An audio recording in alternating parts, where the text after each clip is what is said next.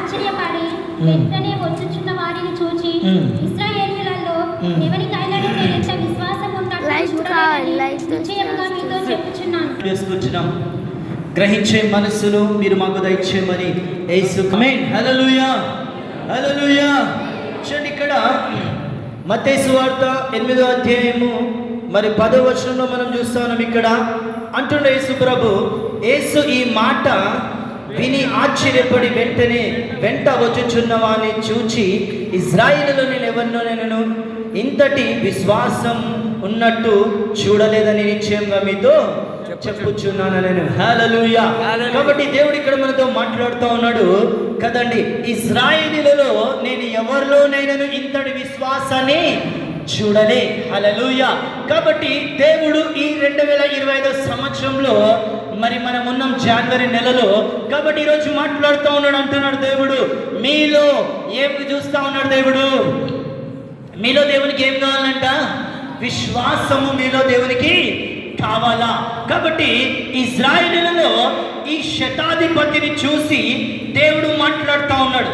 ఈ శతాధిపతిని చూసి అంటున్నాడు కదా, ఈయనలో ఉన్నటువంటి విశ్వాసము ఇశ్రాయేలులలో మీరందరూ నడుచుకుంటూ వస్తున్నారు కదా, మీలో ఎవరిలో కూడా ఈ విశ్వాసం ఉన్నట్లుగా నాకు కనిపించట్లేదు అంటున్నాడు.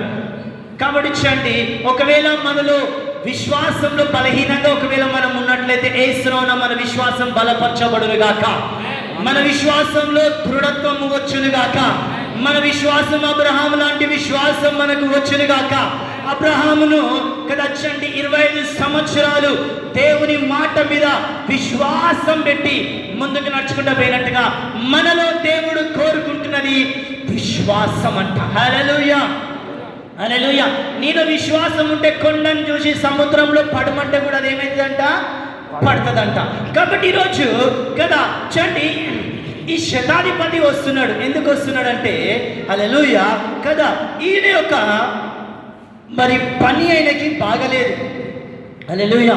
ఈయన సైన్యంలో కదా ఉన్నటువంటి సైనికునికి ఒకరికి బాగలేకపోవడం వలన హల్లెలూయా కదా ఆయన దాసునికి బాగలేదు. ఆయన దాసునికి బాగలేకపోయేసరికి యేసు ప్రభు గురించి ఈ శతాధిపతి విన్నాడు. విని యేసు ప్రభు దగ్గరికి వస్తున్నాడు. హల్లెలూయా.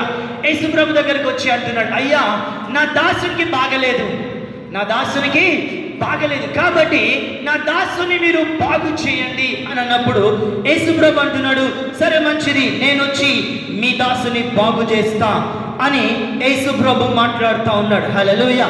అయితే చెడి యొక్క శతాధిపతి అంటున్నాడు కదా, అయ్యా నీవు మా ఇంటికి వచ్చుటకు నేను పాత్రుడను కాను.